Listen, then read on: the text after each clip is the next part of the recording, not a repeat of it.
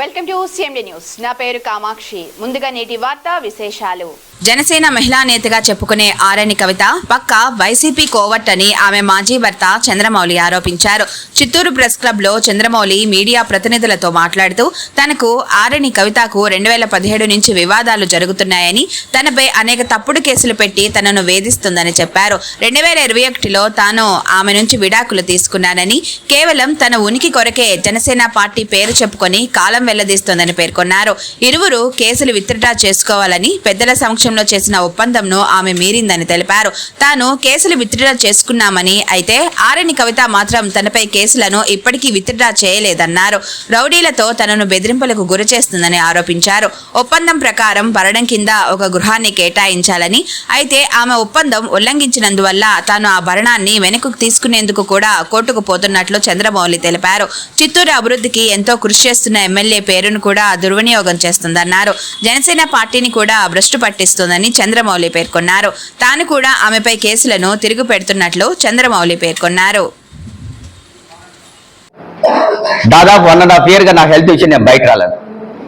ఇప్పుడు ఏమన్నా అంటే ప్రతి ఒక్క విషయంలో ఏ విషయం కానీ, ఇప్పుడు శోభారాన్ని అక్కడ తిరుపతిలో ఒక లేడీకి ఇష్యూ అయినప్పుడు ప్రతి ఒక్క చోట్ల అన్ని చోట్ల మీటింగ్లు పెట్టి ప్రెస్ మీట్ పెట్టి ఖండించినారు. నువ్వు చిత్తూరులో పక్కనే కదా ఉండేది, నువ్వేం చేస్తా ఉన్నావు? నేను రాజకీయం ఉన్నా 2014 ఉమ్మడి జిల్లా లీగల్ డిస్ట్రిక్ట్ ప్రెసిడెంట్ టీడీపీ పార్టీలో అప్పట్లాంటి రాజకీయంలో ఉన్నా. నేను 2014 నుంచి రాజకీయాలు చేసా. కొంతమంది మీడియా మీకు తెలియమో, ఇంతకుముందు అంతా మీడియా అందరికీ తెలుసు నేను ఉన్న పార్టీలో నేను ఏ విధంగా చేశాను కూడా నాకు అందరికీ తెలుసు.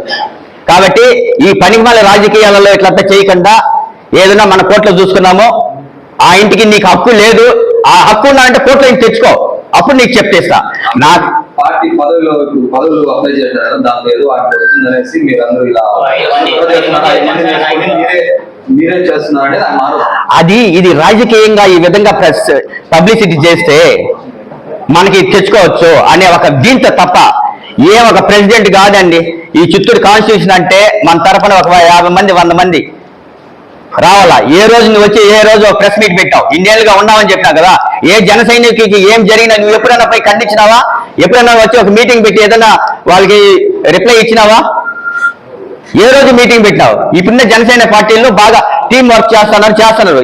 నువ్వు బాగా చేస్తే నీకు ఎందుకుండ్రు? పదవులు వచ్చేది అవంతా ఏం కాదండి. పదవులు 2014 నుంచి మేము పదవులు అనుభవిస్తాము.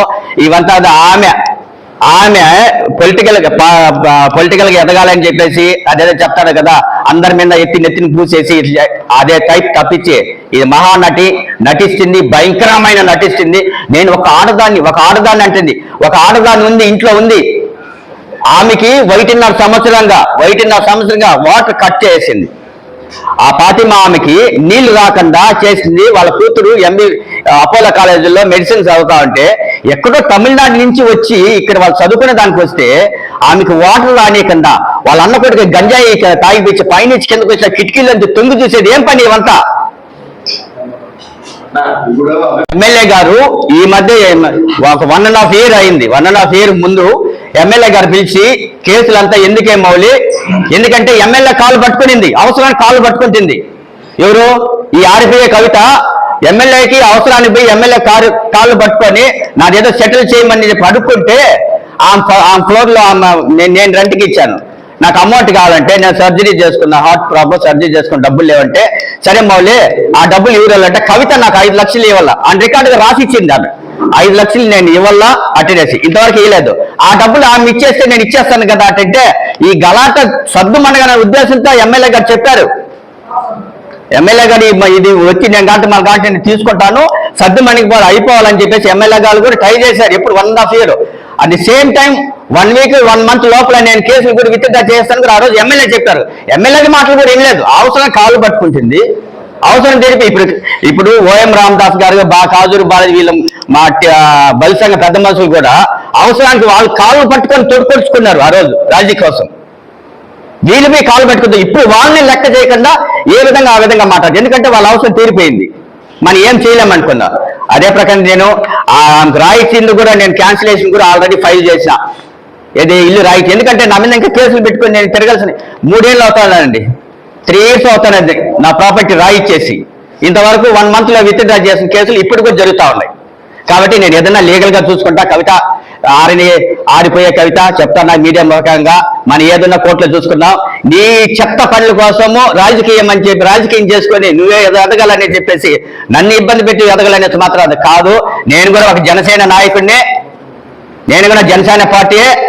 కాబట్టి ఏదన్నా కూడా మన కోర్టులో చూసుకున్నాం. 2.5 లక్షల రూపాయలు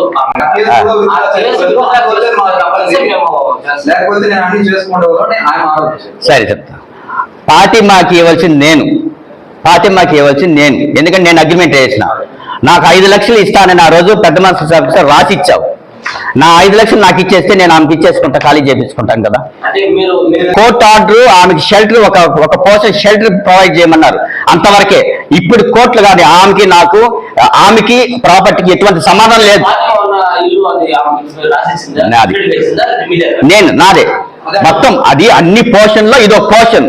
ఈ పోర్షన్ ఆమెకి అగ్రిమెంట్ చేయించాను నేను. ఇన్ని సంవత్సరాలు ఇంకా అగ్రిమెంట్ చేయించా, ఇంకా కంప్లీట్ కాలేదు. ఆ అగ్రిమెంట్ చేపిస్తే నేను ఈమెకి డబ్బులు ఇవ్వాల. ఈమె నా మీద కేసులన్నీ విత్డ్రా చేస్తే నేను అప్పుడు ఆమెకి అమౌంట్ ఇచ్చి ఆమెను పంపించేసి నీ ఇల్లు నీ హ్యాండ్ వర్క్ చేస్తాను ఆ రోజు పెద్ద మనుషులు నిర్ణయించినారు. నువ్వు డబ్బులు కూడా ఇవ్వలేదు, రాయించుకున్నావు. ఎప్పుడు 5/10/2023లో నా దగ్గర రాయించుకున్న డాక్యుమెంట్ ఇది. పెద్ద మనుషుల సమక్షంలో రాయించిన డాక్యుమెంట్. అది సేమ్ ఒరిజినల్ డాక్యుమెంట్లు కూడా, ఆమెకి రాయించిన ఒరిజినల్ డాక్యుమెంట్లు కూడా ఇచ్చేసారు. అంత పెద్ద మనుషులు అన్ని ఇచ్చేసాం. ఇప్పుడు ఏదైనా కేసులు విత్డ్రా చేస్తే నీ బిల్డింగ్ హ్యాండ్ వర్క్ చేస్తే నేను ఖాళీ చేపిస్తా. నువ్వు నాకు డబ్బులు ఇవ్వలేదు, కేసులు విత్డ్రా చేయలేదు, నీకేం సంబంధమో? కోర్టు నేను ఉండమని చెప్పిన అంతవరకే సంబంధం. ఆ ఇంటికి నీకు ఎటువంటి సంబంధం లేదు, కోర్టు ఏం ఆర్డర్ లేదు. ఇంకో SC/ST కేసు అనేసి అంటే వాళ్ళ పైన, వాళ్ళ అక్కల పైన, వాళ్ళ అన్నల పైన, వాళ్ళ ఫ్యామిలీ పైన అంత కేసు పెట్టింది. ఎవరు?